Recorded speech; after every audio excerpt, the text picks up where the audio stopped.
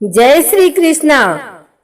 आइए सुनते हैं भाद्रपद में सुनी जाने वाली बच्छ बारस की कथा। पूजा सामग्री: कंकु, मोरधन, मेहंदी, मौली, पैसा, हल्दी, कच्चा दूध, मोठ, चना, पानी का कलश, कोई भी मिठाई, एक कपड़े का टुकड़ा गाय को उड़ाने के लिए।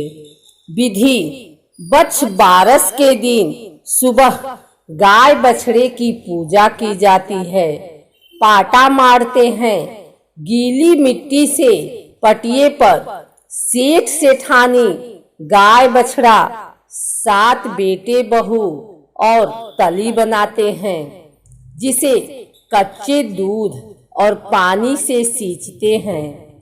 इस दिन गाय का दूध उपयोग में नहीं लाते, केवल भैंस का दूध उपयोग में लेते हैं।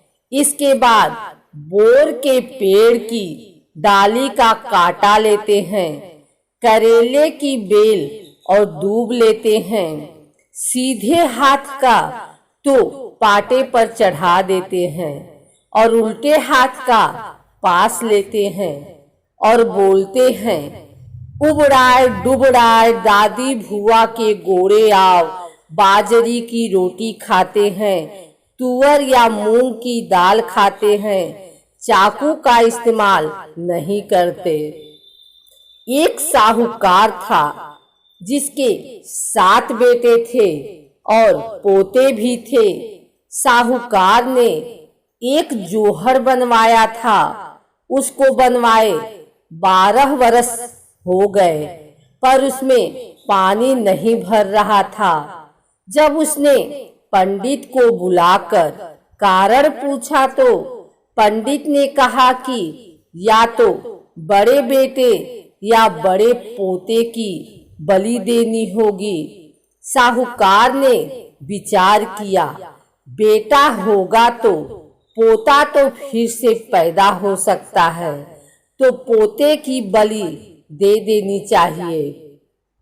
ऐसा विचार कर उसने बड़ी बहू को पीहर भेज दिया।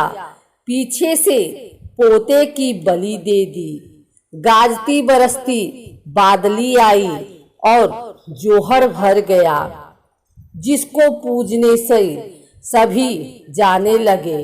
तो साहूकारनी जाते जाते नौकरानी से कह गई, गेहुला उछेर देना और धानुला ने राध लेना। पीछे से दासी ने उल्टा कर दिया।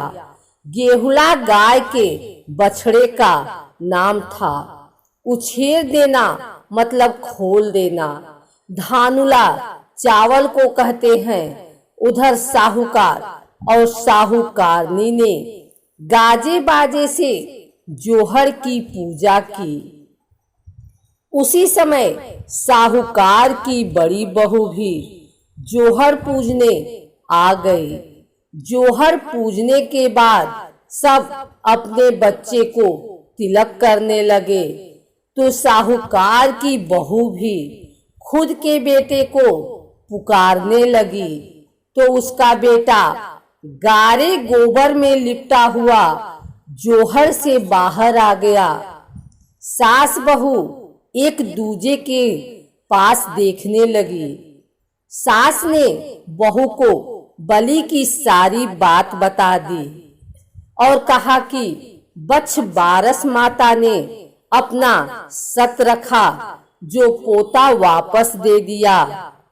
जोहर पूजकर घर वापस आए और वहां बछड़ा नहीं दिखा तो नौकरानी से पूछा, बछड़ा कहाँ गया? तो उसने कहा, उसे तो राध दिया। साहूकारनी बोली, ये तूने क्या किया?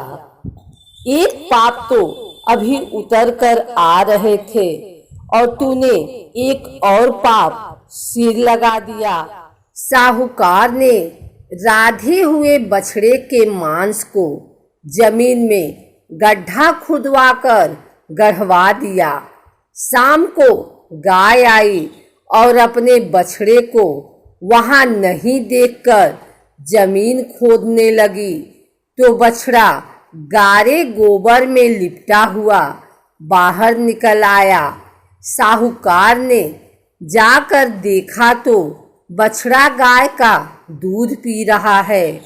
साहूकार ने गांव में ढिढोरा पिटवा दिया कि सब बेटे की माँ बछ बारस करिए, जोहर की पूजा करें, गाय का दूध दही घी और चाकू से काटा हुआ न खाएं, बेटा होने पर शादी होने पर उजमन करें।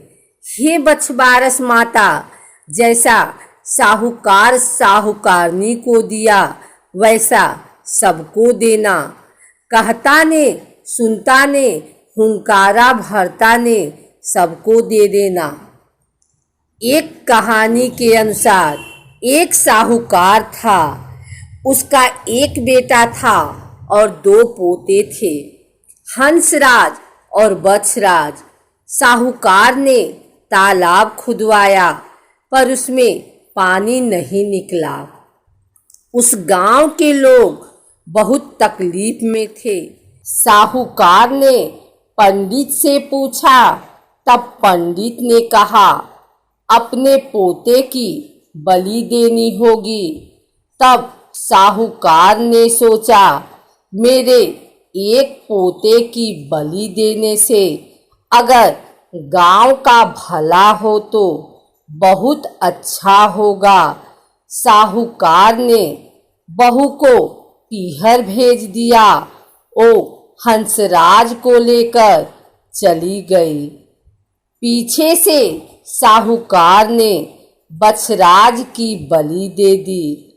तालाब भर गया, हवन रखा गया, सबको बुलावा भेजा, बहू को नहीं बुलवाया। बहू को पता चला तो ओ भाई से बोली, मेरे घर का ही काम है, मैं तो जाऊंगी। बहू को देख साहूकार डरने लगा। बछ बारस का दिन था। तालाब पूजने के बाद बहू ने दोनों बेटों के नाम का एक एक लड्डू रखा और उन्हें आवाज लगाई तो बछराज गारे गोबर में लिपटा हुआ तालाब से निकल आया। सास बहू के पैर पड़ने लगी तो बहू ने कहा, मेरे पैर मत पड़ो, ये तो बछ बारस माता की कृपा है। हे बछ बारस माता, जैसा साहूकार साहूकारनी को दिया वैसा सबको देना। कहता ने सुनता ने हुंकारा भरता ने सबको देना।